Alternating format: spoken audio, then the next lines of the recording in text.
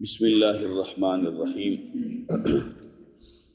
الحمدللہ، ایک مرتبہ الحمد والناس قرآن مقدس کا ترجمہ اور تفسیر بیان کرنے کے بعد آج بروز جمعہ 26 جنوری 2024 کو ہم دوسری مرتبہ قرآن پاک کی تفسیر شروع کرنے لگے ہیں اللہ کے فضل اور اس کی توفیق سے۔ اور قرآن مقدس پہلی جو صورت مبارکہ ہے صورت فاتحہ، اس کو شروع کرنے سے پہلے مقدمہ اور چند چیزیں اور پھر قرآن پاک کی جو شان ہے احادیث مبارکہ میں اور قرآن سیکھنے کی اہمیت جو ہے اس حوالے سے بھی انشاءاللہ کلام کر کے پھر ہم سورہ فاتحہ کی تفسیر کو شروع کریں گے۔ سب سے پہلے قرآن مقدس کی تعریف۔ قرآن مجید کی تعریف یہ ہے کہ قرآن مقدس اللہ کا عربی زبان میں وہ کلام اعجازی ہے جو وحی متلو کی صورت میں خاتم النبیین جناب محمد مصطفیٰ صلی اللہ تعالیٰ علیہ وآلہ وصحبہ وسلم پر اتارا گیا، مصاحف میں لکھا ہوا ہے، نبی کریم علیہ السلام سے بغیر کسی شبے کے تواتر کے ساتھ منقول ہے، بالکل تواتر کے ساتھ 1450 سال سے جس طرح اترا تھا ویسے ہی ہمارے پاس پہنچا ہے، اسے تواتر کہتے ہیں۔ اور امت کی ہمیشہ اکثریت، اتنی بھاری اکثریت اس پر جو ہے وہ اس کو پڑھتی رہی اور ان سے ہوتا ہوا ہمارے پاس آیا۔ یہی دلیل ہے قرآن مقدس کی حق، سچ اور اللہ کا کلام ہونے کی، کیونکہ اتنی بڑی اکثریت کسی جھوٹ پر اکٹھی نہیں ہو سکتی۔ یہ ہے تواتر کا معنی، تو تواتر کے ساتھ منقول ہے، یہ قرآن پاک کی تعریف ہے۔ اس میں چند چیزیں آئی ہیں، کلام اعجازی، مصاحف وہ کیا ہے اس کی بھی آگے الگ الگ سے۔ سب سے پہلے کلام اعجازی۔ کلام اعجازی سے مراد یہ ہے کہ قرآن مقدس نبی کریم علیہ الصلوۃ والسلام کا عازمی اور دائمی معجزہ ہے۔ حضور نبی کریم علیہ الصلوۃ والسلام کے معجزات، بہت سارے معجزات اللہ نے عطا فرمائے، بڑی کتابیں جو ہے وہ باقاعدہ ان پر محدثین نے ابواب باندھے اور اس میں احادیث لے کے آئے۔ اسی طرح سے انبیاء و مرسلین علیہم الصلوات و تسلیم کے بھی معجزات، وہ معجزات ان پر ہمارا ایمان ہے، قرآن نے ان کو بیان فرمایا، حدیث پاک نے نبی کریم علیہ الصلوۃ والسلام حدیث مبارکہ میں موجود ہیں۔ لیکن وہ معجزات جیسے حضور علیہ الصلوۃ والسلام کے مبارک ہاتھ سے پانی کا چشمہ جاری ہوا اور کتنی ساری بڑی جماعت نے اس کو پیا، لیکن وہ معجزہ اب نہیں ہے ہمارے سامنے، اس پر ہمارا ایمان ہے کہ اللہ نے شان عطا فرمائی۔ لیکن قرآن مقدس عازمی اور قیامت تک اعظم سب سے بڑا اور دائمی معجزہ ہے کہ حضور علیہ الصلوۃ والسلام کا یہ ایسا معجزہ ہے کہ اس وقت بھی چیلنج تھا، آج بھی ہے، قیامت تک ہوگا، کہ اس کے مقابلے میں کوئی کلام ہی نہیں لا سکتا۔ اللہ نے حضور پر ایسا کلام اتارا اور حضور نے اسے پڑھ کر بتایا، یہ حضور علیہ السلام کا دائمی معجزہ ہے۔ یہ ہے کلام اعجازی، جس کی ایک چھوٹی سی صورت کی مثل کلام بنانا ممکن ہی نہیں، یعنی معجز، عاجز کر دینے والا، جتنے بھی دعوے دار ہیں ان کو عاجز کر دیا، وہ اس کی صورت کی مثل نہیں لا سکے۔ تو کفار عرب سے لے کر آج تک دنیا بھر کے لوگ قرآن مجید کی ایک صورت کی مثل کلام پیش کرنے سے عاجز رہے ہیں، اور قرآن مجید کا چیلنج ہے کہ قیامت تک ایسا ممکن ہی نہیں کہ کوئی قرآن کی ایک آیت کی برابر، ایک آیت کی مثل کوئی قرآن لے کے آ جائے، ایسا کلام ہے۔ تو یہ کلام اعجازی اس کو کہتے ہیں۔ وحی کیا چیز ہے؟ وحی سے مراد اللہ کا وہ کلام ہے جو حضور نبی کریم علیہ الصلوۃ والسلام پر فرشتے کے واسطے یا فرشتے کے واسطے کے بغیر نازل ہوا۔ وحی متلو اس وحی کو کہتے ہیں جس کے معانی کے ساتھ الفاظ بھی حضور نبی کریم علیہ السلام پر نازل کیے گئے، اور اسے وحی جلی بھی کہتے ہیں۔ ہم تفسیر میں ساتھ ساتھ اس کو پچھلے سالوں میں ہم بیان کرتے رہے ہیں، لیکن یہ الگ سے میں نے کہا کہ اس کو بیان کر دیں تاکہ ایک چیز سامنے آ جائے کہ اکثر طور پر ان چیزوں کا اتنی خاص سمجھ یا علم نہیں ہوتا۔ تو وحی مطلوب یعنی جس کی تلاوت کی جاتی ہے، تو تلاوت قرآن پاک کی، وحی حدیث بھی ہے لیکن اس کی تلاوت نہیں کی جاتی، وہ وحی غیر متلو ہے۔ اس کو جیسے ہم نے عرض کی کہ وحی متلو اس کو کہتے ہیں کہ جو الفاظ کے ساتھ الفاظ بھی ہوں معنی بھی ہوں، جیسے قرآن پاک ہے اور اللہ کی طرف سے نبی کریم علیہ السلام پر نازل ہوا، وحی جلی بھی کہتے ہیں۔ جبکہ وحی خفی یا وحی غیر متلو اس وحی کو کہا جاتا ہے جس کے معنی نبی کریم علیہ السلام پر نازل ہوں اور الفاظ اور افعال اللہ کے حکم سے نبی پاک علیہ السلام خود تجویز فرمائیں، جیسے کہ حدیث پاک ہے۔ تو ایسے ہی یاد رہے کہ حدیث پاک کو وحی خفی یا وحی غیر متلو کہا جاتا ہے، کہ جو اللہ رب ذوالجلال نے تو اس کے معنی کو بیان فرمایا۔ حدیث اسی لیے حجیت حدیث پر ہم نے 2-3 مرتبہ، یہ بھی ایک الگ سے بہت بڑا مضمون ہے، کیونکہ جب حدیث کو کسی نے خدا نہ خواستہ اس کا انکار کیا، جیسے چکڑالوی ہیں، یہ فتنہ ہے پرویزیوں کا، منکرین حدیث کا، وہ حدیث ہی نہیں مانتے۔ تو جب حدیث نہیں مانتے تو قرآن کا مطلب کیسے بیان ہوگا؟ کوئی عام آدمی تو قرآن نہیں بیان کر سکتا، کیوں؟ کیونکہ حدیث رسول پاک علیہ السلام کی ہے اور قرآن بھی حضور پہ اترا ہے، تو قرآن کا مطلب اور معنی جو اللہ نے اتارا ہے وہ تو حضور ہی بتائیں گے، کوئی دوسرا تو نہیں بتا سکتا۔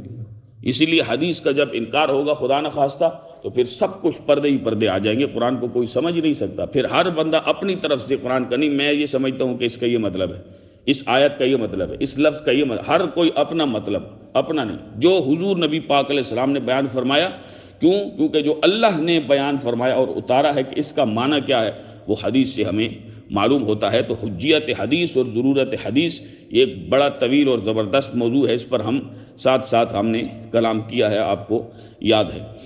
تو حدیث پاک یہ ہے وحی غیر مطلوع اور وحی خفی، یعنی اللہ نے معنی تو اتارے لیکن اس معنی کو الفاظ میں بیان کرنا وہ حضور نبی پاک علیہ السلام کو حکم دیا، اور ہے وہ بھی وحی، لیکن حضور علیہ السلام ان معانی کو اپنے الفاظ میں بیان فرماتے ہیں، حضور نے بیان فرمایا تو اس لیے وہ حدیث ہوئی۔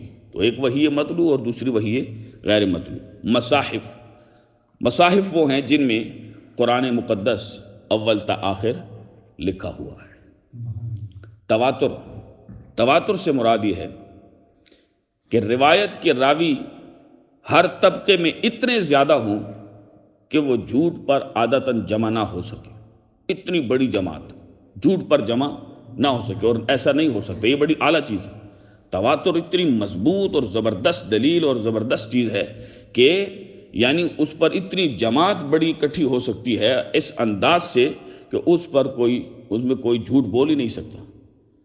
کیونکہ مثال کے طور پہ کوئی ایک چیز ہے غلط، اس پر اگر 20 آدمیوں کا اتفاق ہوا تو ایسے ہوں گے کئی کہ اس کو نہیں مانیں گے، کوئی غلط چیز ہوگی، باقی جو ہے وہ 50-60 نہیں مانیں گے، تو وہ کہیں گے نہیں یار یہ اس کو نہیں مانتے۔ لیکن تواتر ایسی چیز ہے کہ جو کیونکہ قرآن حق ہے نا، تو اس کے حق ہونے کی دلیل یہ ہے کہ اس پر سارے کے سب لوگوں کا اتفاق ہے۔ تو اسی طرح سے یہ ہے کہ جھوٹ پر عادتاً جمع نہ ہو سکے، یہ ہے تواتر۔ اسی طرح سے قرآن مجید کا موضوع کیا ہے؟ خالق کائنات اور انبیاء اور ملائکہ اور کائنات کا علم، اصلاح عقائد اور اعمال اور احوال، تزکیہ نفس، تہذیب اخلاق، تدبیر منزل اور شہروں اور ملکوں کی سیاست، یہ قرآن مقدس کا موضوع ہے۔ سیاست سے مراد یہ عام نہیں، سیاست کو سمجھنا چاہیے سیاست کیا ہے۔ وہ میں نے اس دن بھی کہا کہ بعض لوگ کیونکہ مسلمان کی حالت یہ ہے کہ نہ بیچارہ یہ قرآن پڑھ سکتا ہے اس انداز سے، تو ہمارے جو حکمران یا اس قسم کے لوگ یا وہ طبقہ کہ جنہوں نے ان کو یہ لفظ سکھا دیا کہ سیاست جو ہے وہ نہیں کریں گے دیندار لوگ، حالانکہ قرآن کا موضوع ہی شہر اور ملکوں کی سیاست ہے۔ ٹھیک ہے جی، وہ چونکہ مسلمان نے اس انداز سے قرآن کو پڑھا ہی نہیں ہے، وہ دنیاوی ان چیزوں میں ہی بیچارہ مگن رہا کہ اس سے اصل جو ہے وہ چیز علم اس سے وہ اس سے دور رہا۔ تو سیاست ایسی چیز ہے جو خود رسول پاک علیہ السلام نے فرمائی اور اللہ کے نبیوں نے بیان فرمائی، جیسا کہ تسوسہم الانبیاء کے الفاظ بخاری شریف میں آتے ہیں کہ بنی اسرائیل کے انبیاء علیہم الصلوات و تسلیم سیاست فرماتے۔ تو وہ سیاست یہ نہیں جیسے کہ جس کو آج کہہ دیے تو سیاست تو یہ سیاست ہے۔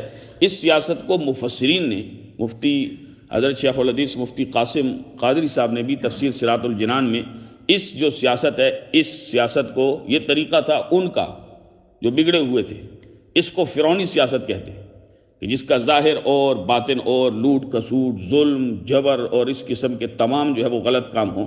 سیاست یہ تو کہتے ہیں جی مسجد میں نہیں ہونی چاہیے۔ ہم نے کہا مسجد میں کیا، اللہ کی زمین پر یہ ہونا ہی نہیں چاہیے۔ مسجد کو آپ نے کیسے تخصیص کیا، اور آپ کون ہے کسی چیز کو حلال یا حرام یا جائز اور ناجائز کہنے والے، کہ یہ چیز مسجد میں ناجائز ہے، باہر جائز ہے؟ یہ آپ کو کس نے اختیار دیا؟ کام وہ ہوگا جو اللہ نے حکم دیا قرآن مقدس میں۔ تو یہ قرآن کا یہ بھی موضوع ہے، شہروں اور ملکوں کی سیاست۔ قرآن مقدس کی غرض و غایت کیا ہے؟ قرآن مجید کا علم حاصل کرنے، اس پر عقیدہ رکھنے اور عمل کرنے سے انسان کی دنیا و آخرت سنور جاتی ہے۔ یہ غرض و غایت ہے، یہ غرض ہے قرآن مقدس کی۔ یہاں پر نزول کے اعتبار سے ہم کئی مرتبہ کلام کرتے رہے، تو قرآن مقدس کے 3 نزول ہیں۔ رئیس المفسرین حضرت عبداللہ بن عباس رضی اللہ عنہما اور دیگر مفسرین کے اقوال کی روشنی میں قرآن پاک کے 3 نزول ہوئے۔ نمبر 1، نزول اول، اللہ کا کلام جو ہمیشہ سے اللہ کے علم میں ہے۔ کلام بھی اللہ کی صفت ہے، علم بھی اس کی صفت ہے۔ اور کلام یہ میں کئی دفعہ عرض کر چکا ہوں کہ کلام یہ ہمارے کلام کی طرح کلام نہیں کہ ہم بات کرتے ہیں تو لفظ کی ضرورت ہے، آواز کی ضرورت ہے، زبان کا ٹھیک ہونا ضروری ہے، پھر آواز ٹھیک آئے، سمجھ آئے تو ہم لفظوں کے، اصوات کے، آلات کے اور اسی طرح سے سننے کے، ان تمام چیزوں کے، حروف کے ہم محتاج ہیں۔ اللہ کیونکہ یہ تمام چیزیں مخلوق ہیں، اللہ رب ذوالجلال کسی چیز کا محتاج نہیں ہے، اور اس کا کلام، ہمارا ایمان ہے کہ اس کا کلام ہے، اس نے کلام فرمایا، لیکن ہمارے اس طرح کلام کی جو آواز بھی ہے، اب میں بول رہا ہوں تو یہ آواز نہ ہو، بے شک میں ہونٹ ہلاتا رہوں تو کسی کو سمجھ نہیں آئے گی کہ میں کیا کہہ رہا ہوں۔ حروف کا بھی ہم محتاج ہیں، جملوں کے، الفاظ کے، اصوات کے، ٹھیک ہے جی۔ تو اسی طرح سے ان چیزوں کے ہم محتاج ہیں۔ تو بہرحال وہ کلام کیا ہے کہ جو ہمیشہ سے اللہ کے علم میں، ہمیشہ سے، یہ نہیں کہ کیونکہ اللہ رب ذوالجلال کی شان یہ ہے کہ اس کا علم، تجربہ، کمی، زیادتی، ان چیزوں سے اللہ کا علم پاک ہے۔ یہ مخلوق کی حالت ہے کہ علم کبھی بڑھ گیا، عمر زیادہ ہو گئی، مزید پڑھتے رہے تو پھر اور علم بڑھ گیا۔ کوئی عالم بڑھاپے میں چلے گئے تو کہتے ہیں عالم جب بوڑھا ہوتا ہے تو اس کا علم جوان ہو جاتا ہے۔ تو یہ لیکن اللہ رب ذوالجلال ان تمام چیزوں سے پاک ہے۔ تو ہمیشہ سے کلام جو اللہ کے علم میں ہے، غیر مخلوق، ازلی، قدیم ہے، کیونکہ مخلوق جو بھی چیز ہے اس کو فنا ہے، اور جیسی اللہ کی ذات ہے کہ وہ فنا ہونے والی نہیں، ایسی اس کی صفات بھی ہیں۔ کیونکہ مثال کے طور پہ اگر میں ہوں تو میرے کپڑے، میری یہ پگڑی، میرا یہ چلنا، میری یہ پرسنالٹی، میرا یہ علم، میرا یہ نام، میرا یہ دیکھنا، بہت ساری چیزیں، جو ہی روح بدن سے جدا ہوئی، دھڑم سے نیچے سب کچھ ختم، ذات ختم، صفات ساری ختم، دیکھنا، بولنا، چلنا، یہ تمام چیزیں ختم۔ لیکن اللہ کی ذات بھی لا فانی اور غیر حادث قدیم ہے، اس کی صفات بھی غیر حادث اور قدیم ہیں کہ ان کو فنا ہے ہی نہیں۔ یہ اس طرح سمجھے، باقی ہی باقی ہے، ٹھیک ہے جی۔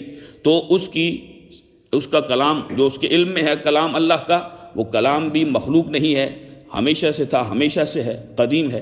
جب اللہ نے چاہا تو قلم کو اس کلام قدیم پر دلالت کرنے والے نقوش کو لوح محفوظ پر لکھنے کا حکم دیا، جیسا کہ قرآن مجید میں ہے، بل ہوا قرآن مجید فی لوح محفوظ، بلکہ وہ قرآن مجید ہے لوح محفوظ میں۔ یہ پہلا نزول ہے۔ دوسرا نزول ارشاد باری تعالیٰ ہے، انا انزلناہ فی لیلۃ القدر، سورہ قدر کی آیت نمبر 1 ہے۔ فرمایا بے شک ہم نے اسے شب قدر میں نازل کیا۔ یہ جو نازل ہونا ہے دوسری مرتبہ، یہ رمضان کے مہینے میں شب قدر میں لوح محفوظ سے نیچے آسمان کے مقام بیت العزت میں نازل ہوا۔ یہ دوسرا نزول۔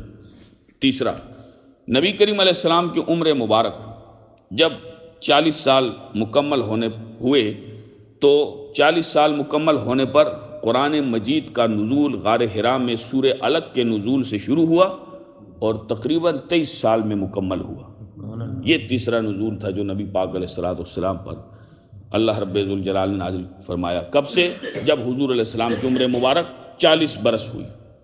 ٹھیک ہے جی، تو اس سے پتہ چلا کہ 40، 50، 60 اور 63، نبی پاک علیہ السلام کی عمر شریف 63 برس ہوئی، تو تقریباً 23 سال کے عرصے میں اللہ رب ذوالجلال نے حضور نبی پاک علیہ الصلوۃ والسلام پر اپنا کلام نازل فرمایا۔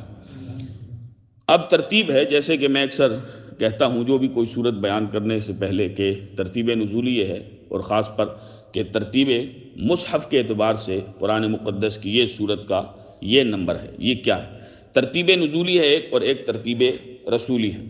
قرآن مقدس کی جو موجودہ ترتیب ہے، جیسے کہ پہلے سورہ فاتحہ ہے، پھر سورہ بقرہ ہے، پھر سورہ آل عمران ہے، پھر اسی طرح سے سورہ نساء ہے، سورہ مائدہ ہے، سورہ انعام ہے، سورہ اعراف ہے، سورہ انفال ہے، سورہ توبہ ہے، سورہ یونس ہے، سورہ ہود ہے، سورہ یوسف ہے، اسی طرح سے ترتیب سے آگے 114 سورت ہے۔ تو یہ جو ترتیب ہے، اس ترتیب کو یہ ترتیب رسولی کہلاتی ہے، جس میں پہلی سورت الفاتحہ ہے اور آخری سورت الناس ہے، اور لوح محفوظ میں بھی قرآن مجید اسی ترتیب سے لکھا ہوا، جبکہ ترتیب نزولی میں سب سے پہلے نزولی میں نازل ہونے میں سورہ علق، اقرأ سے ما لم یعلم، جو 5 تقریباً آیتیں ہیں، نازل ہوئی، اور حسب ضرورت قرآن کی آیات اور سورتوں کا نزول ہوتا رہا، جو موقع تھا اس موقع پر اللہ نے قرآن کو نازل فرمایا۔ اور آخری آیت کون سی؟ جو کہ سورہ بقرہ شریف کی آیت نمبر 278 ہے، یا ایھا الذین آمنوا اتقوا اللہ وذروا ما بقی من الربا ان کنتم مؤمنین۔ یہ آخری آیت مبارکہ ہے نزول کے اعتبار سے، حالانکہ سورہ بقرہ شریف کی جو ترتیب رسولی ہے، موجودہ ترتیب، اس میں یہ دوسری صورت ہے، لیکن نزول کے اعتبار سے اس کی جو آیت ہے وہ یہ آخری آیت ہے۔ جیسے آپ نے دیکھا کہ سورہ غالباً اخلاص یہ قرآن مقدس کی 112 نمبر صورت ہے جو ترتیب رسولی کے اعتبار سے، لیکن ترتیب نزولی کے اعتبار سے غالباً اس کا 12واں یا 14واں اس طرح سے کچھ نمبر ہے۔ ٹھیک ہے جی، تو یہ ہے ترتیب کے اعتبار سے۔ اب ہے کچھ صورتیں مکی ہیں، کچھ مدنی ہیں، یعنی 87 صورتیں قرآن پاک کی مکی صورتیں ہیں، اور باقی جو ہے وہ مدنی صورتیں ہیں۔ اس کا کیا مطلب ہے؟ جو صورتیں ہجرت مدینہ سے پہلے نازل ہوئیں، نبی پاک علیہ السلام کے مکہ شریف سے مدینہ شریف کی طرف اللہ کے حکم سے جانے سے جو پہلے مدینہ شریف میں جانے سے پہلے جو صورتیں نازل ہوئیں وہ مکی کہلاتی ہیں، ان کو مکی صورتیں کہا جاتا ہے، اور جو ہجرت کے بعد نازل ہوئیں ان کو کسی جگہ بھی، یہ نہیں کہ مدینہ شریف میں ہی، ہجرت کے بعد کسی جگہ بھی جو قرآن نازل ہوا ہے اس کو مدنی صورتیں کہا جاتا ہے۔ لازمی بات نہیں کہ مدینہ شریف میں، جی جو مکہ شریف میں نازل ہوئی مکی ہیں، جو مدینہ شریف میں نازل ہوئی وہ مدنی، ایسا، بلکہ جو ہجرت سے پہلے نازل ہوئی وہ مکی صورتیں، اور جو ہجرت کے بعد نازل ہوئیں کسی جگہ بھی وہ مدنی صورتیں کہلاتی ہیں۔ پھر اسی طرح سے قرآن مقدس کے جمع اور تدوین کا ایک الگ سے بڑا موضوع ہے۔ اس پر عرض یہ ہے کہ نبی کریم علیہ الصلوۃ والسلام پر جو قرآن مجید نازل ہوتا، آپ علیہ السلام بڑے اہتمام سے کاتبین وحی صحابہ کو لکھنے کا حکم دیتے۔ کاتبین وحی یعنی جب قرآن نازل ہوتا تو حضور ان آیات کو لکھواتے تھے صحابہ کرام سے۔ وہ سیرت نگاروں نے ان کی بھی تعداد لکھی ہے صحابہ کرام کی، کہ وہ بھی ایک رسول پاک علیہ السلام کی صحابہ تھے، کہ جو قرآن نازل ہوتا حضور علیہ السلام حکم دیتے اور پڑھتے تو وہ اس کو لکھ لیتے، کیونکہ وہ اس دور میں یہ پرنٹنگ اور یہ کاغذ اور اس طرح سے یہ اہتمام تو نہیں تھے، یہ تو ہمارے لیے بڑی آسانی ہے۔ تو وہ کیسے؟ تو کسی کپڑے، کسی کاغذ، کسی پاک چمڑے، کسی پتھر یا لکڑی وغیرہ پر قرآن مجید لکھ کر محفوظ کر دیا جاتا۔ یہ بڑی محنت ہوئی، اللہ صحابہ کے صدقے میں ہماری بخشش فرمائے، جبکہ بے شمار صحابہ کرام رضوان اللہ علیہم اجمعین نے حفظ بھی کیا، قرآن مقدس یاد بھی کیا، اور سب سے پہلے حضرت عثمان رضی اللہ تعالیٰ عنہ نے قرآن مجید حفظ کیا۔ جب جناب حضرت ابوبکر صدیق رضی اللہ تعالیٰ عنہ کی خلافت کا زمانہ آیا تو عہد صدیقی میں ختم نبوت کے منکر مسیلمہ کذاب اور اس کی قوم سے جنگ یمامہ ہوئی، بڑی مشہور ترین بات ہے، اور 700 کے قریب حفاظ قرآن شہید ہوئے جی۔ تو حضرت عمر رضی اللہ تعالیٰ عنہ کے پرزور مشورے پر خلیفہ رسول، خلیفہ بلا فصل جناب حضرت ابوبکر صدیق رضی اللہ تعالیٰ عنہ نے مشہور کاتب وحی یعنی حضرت زید بن ثابت انصاری رضی اللہ تعالیٰ عنہ کو قرآن مقدس ایک کتاب کی صورت میں جمع کرنے اور اس کی کاپیاں مختلف شہروں میں بھیجنے کا حکم دیا۔ تو یہ صحیح بخاری شریف میں موجود ہے یہ روایت۔ حضرت ابوبکر صدیق رضی اللہ تعالیٰ عنہ کے اس عظیم کارنامے کو جمع و تدوین قرآن کہا جاتا ہے۔ یہ اس کو ہم نے خلاصے کے طور پہ عرض کیا۔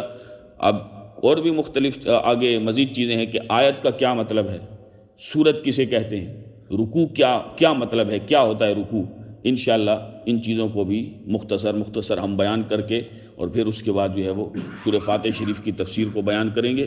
اللہ رب ذوالجلال ہم سب کو قرآن مقدس کے فیضان سے مستفیض ہونے کی توفیق نصیب فرمائے۔